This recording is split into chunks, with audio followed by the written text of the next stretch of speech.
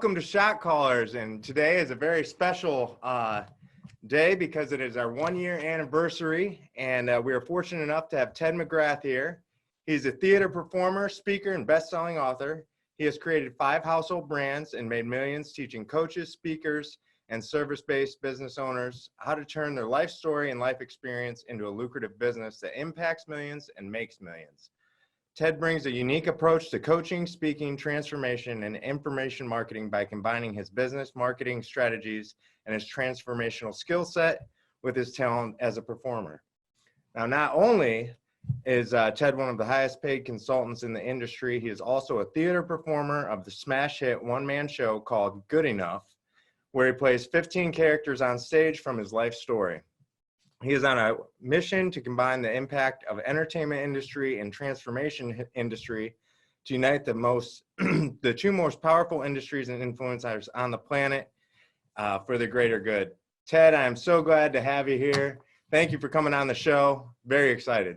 Pleasure, man. It's great to be here, buddy. Thanks for having me. Yeah. Well, I want you to know, so I looked up, I always check out when I'm following somebody and when I've been a client of theirs. And so the first time that I was introduced to you, I signed up back in March 10th, 2013.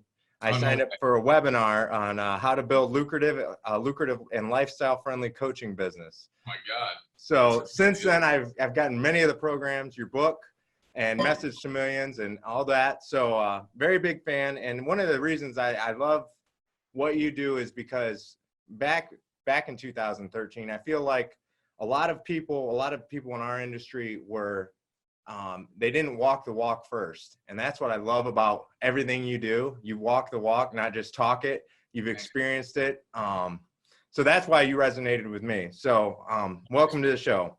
Thanks, man. It's great to be here. Well, if you don't mind, I'd love to jump right in and find out, tell us about some of the early days and when your career in insurance and sales and how that turned into business and becoming a sales entrepreneur. Yeah, we're starting in the insurance life. Yeah. If you don't mind. Yeah. I started in the insurance business. I was 21 years old, and I didn't really have a better idea of what I wanted to do. I was fresh out of college. My dad, we were going to go into business with him, but then he really struggled. And so, at that point I needed to make some money and get a job. So I walked into New York Life, and, initially when I took the interview, I was so desperate. I was just like, yeah, I'll be there. And, I walk off the elevator, and, I had kind of a creative writer in me, my whole life that I kind of just suppressed and pushed down a little bit. But around that time, as I was exploring, I was kind of doing a few interviews with some companies about writing and stuff like that. And so when I got off the elevator, I walked in and I thought, New York Life. I was like, oh, it must be a magazine, and only to find out it was an insurance company. And I had nothing better to do. So I went in and sat in on the interview, and the guy who interviewed me, asked me one question, and we talked for like 4 hours, and wow. And we just clicked, and he hired me, and we're still best friends to this day, 20 years later. And wow. And it's cool. And so, I started out at 21, and, I was successful. I cracked 6 figures at 21 to 22. And then, I went out that night and OD'd from, drugs, like a bag of cocaine, a couple pills of ecstasy, 15 drinks. And, it was pretty much a standard weekend in terms of the drinking. Yeah. The drugs got a little bit out of hand. Mm-hmm. And then I'm on the kitchen floor, like, 4 in the morning, and, my soul's coming out of my body, and I'm dying. And, you wake up the next day, and, for me, it was more of, at that point, I was having the opportunity to get promoted into partner. So with the company, so they were staging me for that. And I just stopped doing drugs. Most people will say, what, you fear of dying again? I would say fear of dying was second. First was fear of losing my job. Right. When you get into like a leadership position, things change a little bit. So yeah, that's what I did for 5-6 more years in New York Life, became one of the top partners in the company. And, that was that. Wow. So I guess what was the itch that made you switch from, because obviously you were looking for something more. So talking to our viewers here, what was the point where you were like, I want to do something different, or I have a passion for something? Because you're obviously making great money, big success. I mean, in terms of financially, but there was something that was, kind of digging in that made you want to go get more, I should say. Yeah, I mean, probably like 2 or 3 months in. Oh, wow. It's I think deep down, I think people know what they want to do right away. Sure. I think a lot of times people just don't look at it, or they think they can't do it, and they think they're not enough to do it, or they're just following societal, I would say norms, pressures, but also just what they see. What's in your environment. You go, okay, well, this is what my life's going to be because everybody around me is doing it. So for me, it was more, I always had a performer in me. I always had an actor in me. That's my core purpose to this day. The play you're talking about now, the Good Enough to Play, it's on my life story. We're turning it into a feature film. So we've got funding for the film. We're starting casting like in a week or two, and Wow. it's going to be an extraordinary film. So, deep down inside, I had that inside of me at a young age. I did some performances as a kid, very, very nothing formal, but I was doing things like that I always loved, and I found it inspired me. So, and even when I played athletics in college, like I think I played baseball and I was always center stage on the mound. When I played tennis, it was just me and I was always center stage. So, that's a form of communication too, even though you're not using your words, you're expressing yourself, Right. and your power in the world, and, who you are in the world and your skill. So, when I got into the insurance business, I went there for the relationship with my friend, who was my boss at the time and a stranger. But, once we started doing seminars, I remember the first seminar I ever did, we had like 40 people come, and, we sent out a mailer and a bunch of people showed up for a dinner.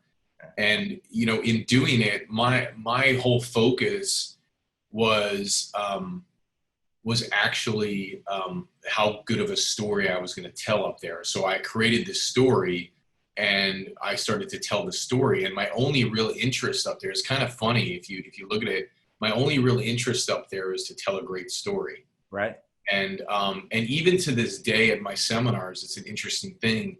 I do my play, and it's the thing that I rehearse the most for before the seminar, which most people would think for 4 days, you got to get up there and talk, and then you got to make a pitch.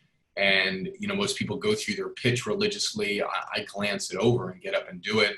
I don't prepare any of the content because I know how to speak. I know the content. And then as a performer, when you do a play, doing speaking after that is probably the easiest thing in the world to be able to do. So I've always wanted to tell the story, and it's always been more important to me than the money. And it's not that I don't want the money, like I love the money, but even when I was doing those seminars, I wanted to do the story even more so than I wanted to make the sales. Wow. So that's kind of an indicator of like, okay, this was showing itself at a very, very young age. And I was choosing that, let's go do seminars. There were 70, 80 people in that office. 21 years old, I was the number 4 producer, and people used to, sometimes look at me and go, oh, Ted, the golden boy. But, the thing that I always looked at is like everybody else in that office had the same opportunity. Like when the opportunity came up to speak, they could have done that. They could have built a relationship with Mo. He could have liked them a lot because they were persistent, but most of them weren't. And that's the reality of it. And I had the ability to persevere in the face of that. And so to answer your question, I found storytelling way before that, but I found storytelling in my career in the insurance business, which actually was a stepping stone to actually doing theater now. Wow. And acting. Wow. And how many years have you done the play now? 7 years. I was going to say it's been a long time. Wow. That's exciting. Yeah. We just did a run for 6 weeks, which was amazing. It's so funny. I was looking back at like, I'm not very active on like social media, Instagram. We advertise a lot. So people probably see our ads if they know us. Mm-hmm. We spend $180,000 a month in advertising. But I'm starting to get involved in social media. It's a big initiative for us this year. And I was looking back through my Instagram stuff the other day, and it's like I was scrolling down and like, what have I posted? And I was looking, I was like, wow. And I looked at the 6-week run. I was like, and I was just smiling. And I remember how much fun that was for 6 weeks doing my play nonstop. And it was a great experience. And, before, the coronavirus and all that, we got the Edinburgh Festival, which is the biggest film festival, play theater festival in the world. We were scheduled for that, so now we're rescheduled for 2021. My play became a finalist for the Rave Festival in New York, so I'm waiting to see if we get selected for that, which is a pretty big deal. So that's cool. And then we're going to do the Fringe Festival here in Los Angeles whenever they do that again in 2021. So, the play has evolved massively, but then the play was another stepping stone to the film. Okay. And I think that's the message that I would have for people listening is, you can do it one of two ways. You can take the stepping stones, being on the outside or the outskirts of what you want to do, or you can just dive right into it. Right. And sometimes I can speak personally for myself. I was so confused of like, what am I here to actually do? I was so, trying things to feel a certain way, like success and money and drugs. And I was searching for what is that purpose that's core to me. And I started to find pieces of it. I didn't know that the world of theater existed for somebody like me until I saw somebody do a one-man play. And then I was like, oh, I thought theater was Broadway and all these things that you go see, which my personal opinion is like, I enjoy certain things on Broadway. It's just never spoken to me in a way that a one-person play has, where somebody tells the truth of their life story. So that's kind of been the journey, That's really awesome. That's excellent. How soon until we get the feature film out? Do we have a deadline? It's a good question. I mean, it got pushed back a little bit. I think the goal is to film in November. Basically, the casting will start in a week or two, which is, we're on like the 8th draft from the vision of having this. January last year is when I had the vision. And, I remember specifically, I started working with my coach, from my theater coach, and he's a big deal on Broadway, Phantom of the Opera on Broadway, Beauty and the Beast. Like, he was the star in all those. Amazing guy. Wow. So he started directing my play about a year and a half ago. And I had the vision then, where he came for like our second rehearsal, and he came over to my house. He's like, "What's this?" I'm like, "Oh, this is like, this is like a writer, and this is like a film financer." And he and I had just talked about the idea of the film, and next thing you know, boom, like I got people there. Wow. And then he introduced me to some relationships to start opening the doors, and we got one writer, and then he did a good job of helping us get our feet wet, and then we just did 4 more drafts. He did 3 drafts, we did 4 more, so we're on like our 7th or 8th draft of the script. Okay. And it's really good, man. My buddy who wrote it, he's my acting coach. He's done a really good job, and we've had so much fun creating it. Just so much fun together, the collaboration, and that's the thing that I want to say to everybody. The deadline probably is November for the movie, but to film it. But the thing I want to say is that, like, make sure you pick the right relationships. When I did it in the insurance business, I picked the right person. Mm-hmm. Still my best friend to this day. When I had the opportunity to do this film, I had some other directors I was going to go with, many other writers too, and interviewed a lot of different people. Was almost across the finish line with one of the directors. Great guy, still fantastic guy, awesome guy. But there was something where we weren't fully vibing on my story. You could tell that he had something where he just wasn't fully there. And I went with a less seasoned person as my director and my writer, as a less seasoned person, but I chose it for the chemistry. Right. And I knew his ability because as working with me as my acting coach, and I knew my comfort level with him, and I knew what he could pull out of me. And so I just went with my gut one day and said, "Hey, like, I know you're in TV, you're doing TV. You interested in directing this film, like throwing your hat in the ring?" And that was the end of the story, man. Oh, wow. Yeah. So Yeah, that's awesome. That's and you talk about like mentors, that's and relationships. I was fortunate enough to have a mentor as well at an early age when I started, and I see a lot of successful people. I think most of those people have that mentor at an early age, and I see that advance them so far. I mean, what's your thoughts on that? I mean, obviously you appreciate it. Yeah, you know, it's interesting. Mentors are good, like for different things that you want to learn. You know, I think ultimately, you know, the great goal is, you know, I think the great goal is your own like spiritual growth and Sure. personal growth. Um, you know, and there's a lot of, you know, there's a lot of crazy stuff out there in relation to that. But I think you got to find what works for you and something that actually works. You know. Yeah. And I think as you evolve with that, I think the greatest mentor you have is yourself and where you start to think for yourself, you know? Yeah. But then, of course, you get, you know, there's great people who are knowledgeable in different subjects that you want to learn from.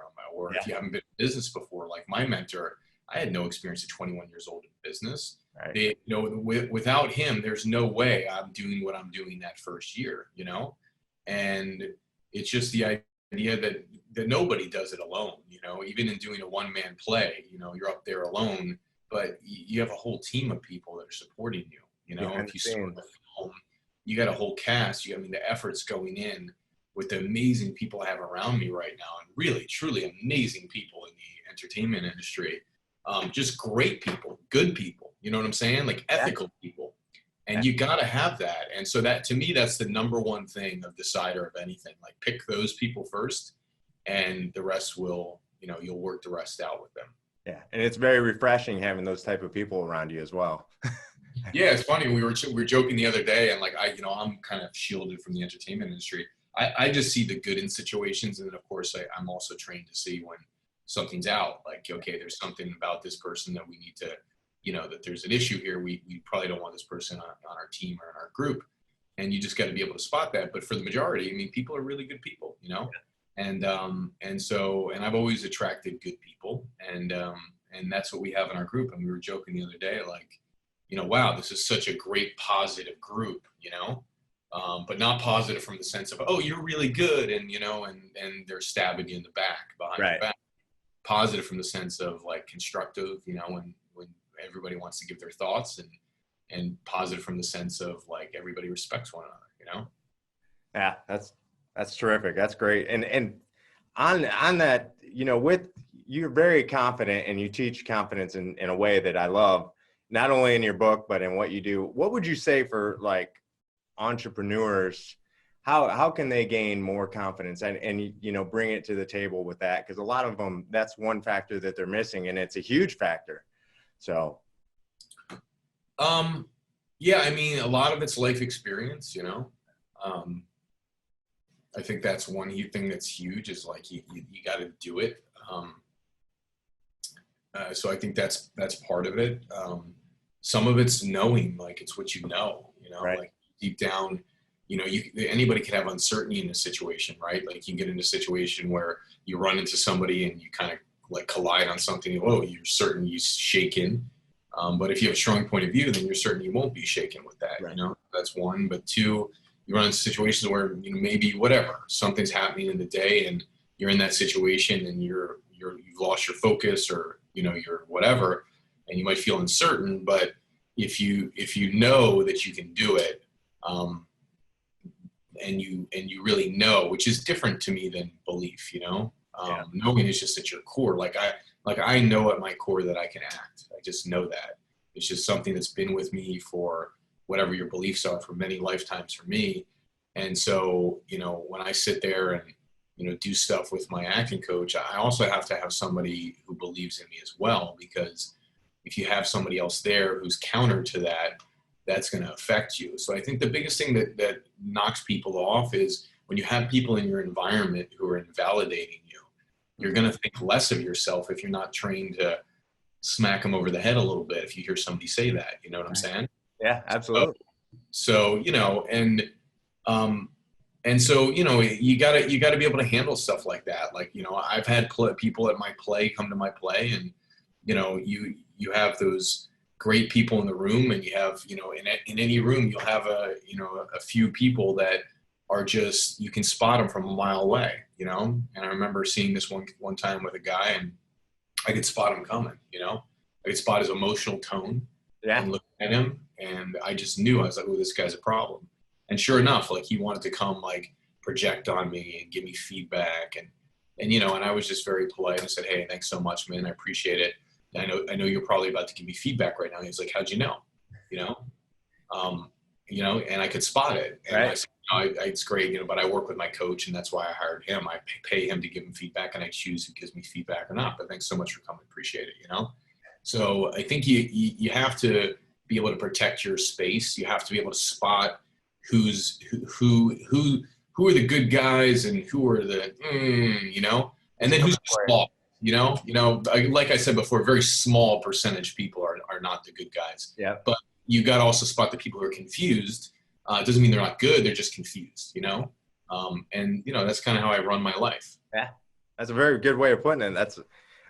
And on that, with you're so good on video, what kind of, do you have any tips? And I know you have a great swipe file out right now that I picked up on YouTube and on one of your ads. But what advice do you have to those people who are so scared to get in front of that video? I mean, because you've made great videos for a very, very long time. Do you just say, just go for it, or what would you say? Yeah, I mean, you know, I still have that sometimes on video. Like, you know, all of a sudden the camera's in your face and you're live. You're like, whoa, you know what I'm saying? Yeah. And then all of a sudden, like, you shoot as like a bean, you go back into like, whoa, you know, and then all of a sudden you got to push your attention and yourself out to, you know, project to the people and to impinge upon somebody. So that's just knowing and for me, training of, like, you know, if I'm in a seminar room and I realize I'm only reaching somebody to the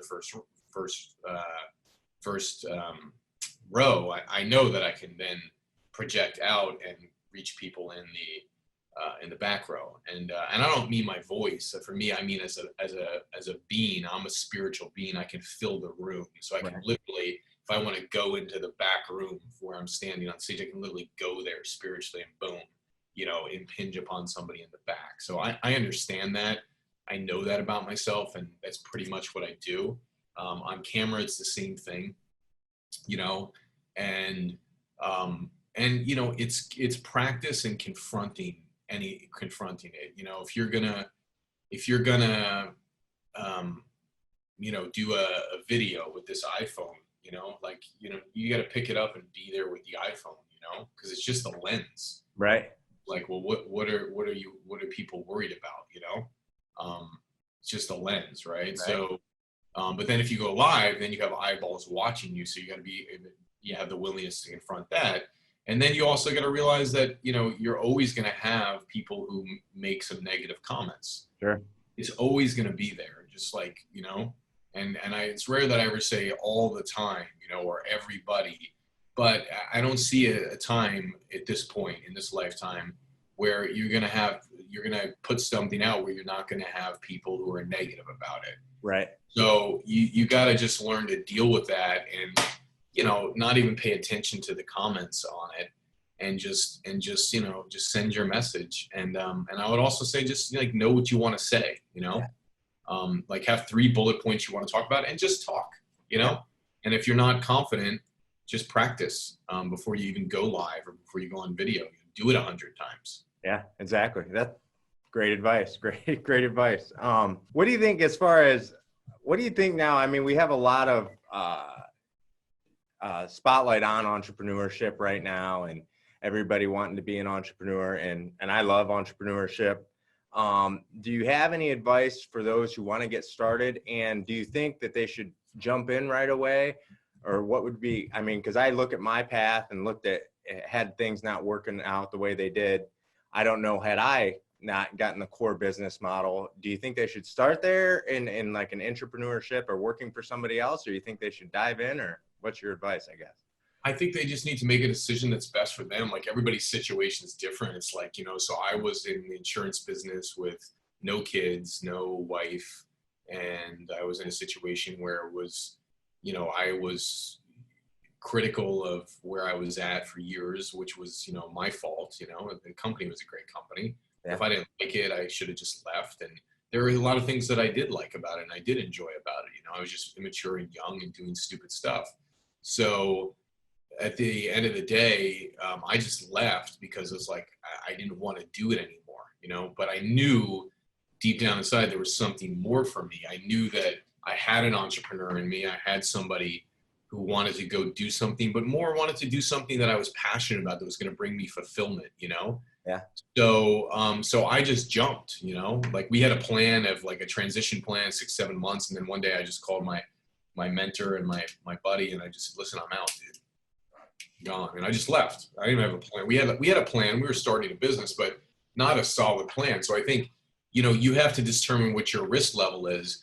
And, you know, when you leave something, like the need to succeed in it is high. Right. So, you know, you kind of got to determine that. Do I regret the way that I left? No. Maybe I never would have if I waited and waited and waited. Right. So I jumped and I broke the damn, you know, the rope when I jumped, you know, or the parachute, you know. And that was fine for me at the time. Do I do things differently now? Yeah, to some degree. But when I wanted to do a play, I saw somebody do it. I was like, I'm going to do my own version of it without any coaching or anything. Got up on stage and flopped around like a dead fish and embarrassed the hell out of myself. You know what I'm saying? Yeah, so absolutely. Yeah. You learn and you go do it. I'm about to go do a movie and we're training and getting ready for it. And I'm sure I'll have some experiences there. Like, whoa, I didn't expect that, or that was new for me. I know I'll be able to handle them, but I'm jumping in, and I'm not just going into a movie. I'm starring in my first film ever, which is my film. So that's just kind of my style. I'm at the point where I want to go into something fully. Right. But, you know, you got to decide, and you got to look at your responsibilities of what you have going on in your life and everything that you need to fulfill. But, you know, ultimately, if you think you have responsibilities now, I think as you grow, you have more and more responsibilities. Right. Just for your family, and not just for yourself, but your responsibilities for, you know, your groups and mankind, and making sure that you do good things in the world to help. You know, I'm a big proponent of Drug-Free World, which is the largest non-governmental education-based drug initiative on the planet, you know, to educate people on what the truth about drugs is.